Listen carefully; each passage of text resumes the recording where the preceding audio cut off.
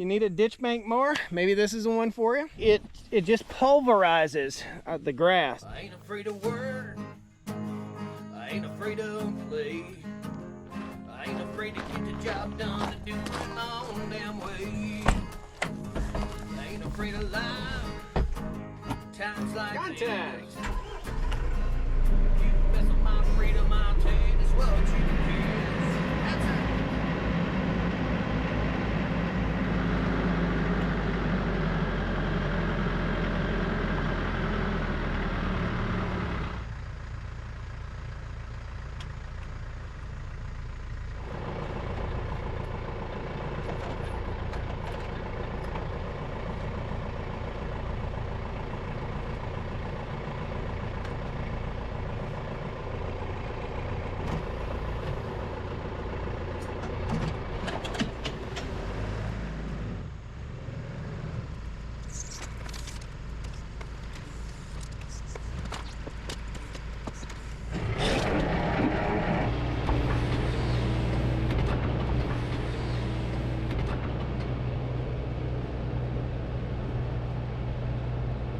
Welcome back to another gorgeous day on the Stoney Ridge Farm. Today's Tool Tuesday, as we said earlier, and this is the Orsi ditch bank mower. This is called the Orsi Energy ditch bank mower. It is a beast. It's the 155 model. It is 61 inches. Here are our grease points on this critter. We've got a hydraulic arm here and a hydraulic arm right here. One hydraulic arm makes it move back and forth this way, and the other one makes it go that way, and then the 3-point makes it go up and down. So we can offset this mower off to the side of the tractor and mow the ditch banks. Now it has a roller built in right here. That roller just rolls right along the ground. It's just a little bit lower than the cutting blades on this mower, and these cutting blades kind of swing freely underneath here. You'll see that here in just a minute. I have tested this. I tried it out yesterday to see if I could get it wrapped up in some barbed wire, and I was unsuccessful at wrapping up barbed wire, which is cool, right? I'm happy with this mower. Just again testing it yesterday. I just ran down the embankments on the side of the gravel road down here. It did fantastic. I've got a pond over here. I've got ditch banks that need to be mowed. Sometimes I'll take the Ventrac tractor over there and do that, but the pond banks get a little unstable. So if you know, don't get your tractor near a pond. It's a bad idea. You can back your rotary cutter into a pond and tear it all to pieces and tear you all to pieces. So unless you have really, really good insurance from Farm Bureau, right? My buddy John's a Farm Bureau agent. So this has a gearbox on it. Simply enough, the gearbox has a little tilt up feature right here, so you can tip it all the way up. You can mow in an upright position. In other words, you can mow the edge of some hedges with it. So you can bring it up if you've got hedges reaching over in, or you need to get some brush back off the edge of a fence line, something like that. That's where this mower will tend to shine. So without further ado, we're gonna take it over here near the pond, and we are gonna mow a little ditch bank with it and give it a little test run. I did use this yesterday out in the pasture, and I will say this, really, really tall, thick grass, you're gonna have to go really slow. It will bunch up. It doesn't bog or anything. The tractor's got plenty of power, and this is set for a 18 to, I believe, 35 horsepower. So if you got a really small tractor, a subcompact tractor, this will work with it. Really, really cool. 61-inch wide cut, just wide enough to cover the path of this tractor. Now, again, I don't think that this is the tool that you need if you are mowing thick, heavy, tall grass and brush. I just don't think it is. If you're mowing a ditch bank, I think it is. If you're mowing a pond bank, I think it is. But if you're using it as your sole cutting machine for brush hogging or whatever, don't let your grass get too high. Don't let it get this high, because you're gonna have to go 1/4 mile an hour. It's not gonna be fun. So let's go over and put her to work. Clear prop.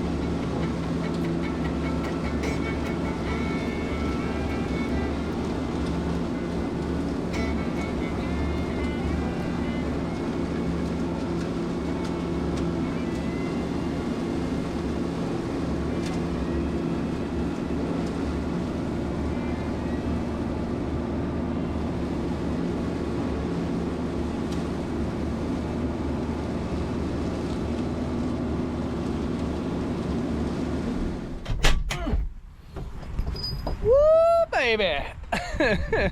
Well, I think the proof's in the pudding right here. I mowed the ditch just fine. I cannot get a regular rotary cutter down into this ditch like this. I've been doing it with the Ventrac tractor, but it sure is nice to be able to do it with the farm tractor. I like how it reaches way out from the side. Really did a fantastic job. It just pulverizes the grass. In other words, it doesn't leave like a trail like a regular mower would do. It pulverizes the grass. I'll come out here now with my batwing and finish off this little pasture right here. And let's just show you what it looks like from the back. It did a great job. I liked how it articulated up and down. Now I will tell you this, there's a learning curve to using this thing. You have to figure out how to run your hydraulics for your particular tractor. I think it helps to have it in float mode the way it lays down. In other words, you just click it into float mode and it kind of just floats over top of whatever embankment that you go over. If you hit a bump, it'll just roll right over it. The roller right here prevents it from gouging into the ground. You can see the roller is probably that far lower, or that much lower than the cutting blades right there. So pretty cool. I like it. I like it a lot. It looks like you can reverse the cutting blades on this from what I can tell. So if they get dull, you could just flip them and you can sharpen them yourself. So way cool. Guys, that is the Orsi Energy 155. I'll post a link in the video description. Pretty happy with it. Pretty happy with it. Thank you guys for watching Tool Tuesday. If you need a ditch bank mower, maybe this is the one for you. I don't know. Do your research. I'm part of it. Thank you guys so much. Please hit that like button. I hope you'll subscribe to the channel here. Love to have you back on the Stoney Ridge Farm with me. Take care. Woo! Come on down to the Stoney Ridge. Bring your wife and bring your kids. We're living life pure and sweet. That's the way it's supposed to be, Stoney Ridge.